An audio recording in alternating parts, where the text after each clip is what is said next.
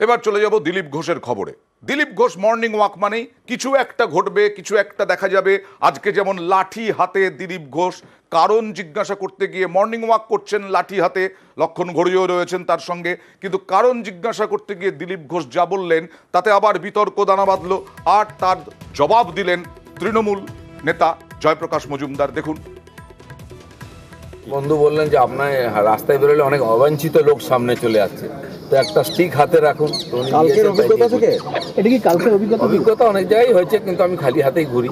তো ওনার ইচ্ছা যে আমি স্টিকটা যেন নিয়ে ঘুরি, তো এটা দেখি ওখানে একটা কাজ হয়। এটা তো শাসক দল বলবে যে আইন নিজের হাতে তুলে নিয়েছে দিলীপ ঘোষ।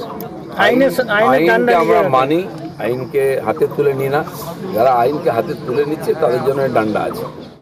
হাতে লাঠি নিয়ে বেরিয়ে পড়েছেন, আর হাতে লাঠি হয়তো পকেটে বোমাও ছিল। ভালো করে দেখলে পকেটে বোমাও আছে। এই লাঠি বোমা বন্দুক আছে তো ওনার সিকিউরিটির কাছে, কেন্দ্রীয় বাহিনীর সিকিউরিটি। এই সব দিয়ে নাকি ক্যাম্পেনে বেরোচ্ছেন। বিজেপির এরা নেতা না বিজেপির গুন্ডা এরা? সাধারণ মানুষ কেন ভয় পাবে না? যে জামানত সেইটা বজায় রাখতে পারবে কিনা সেটারই পরীক্ষা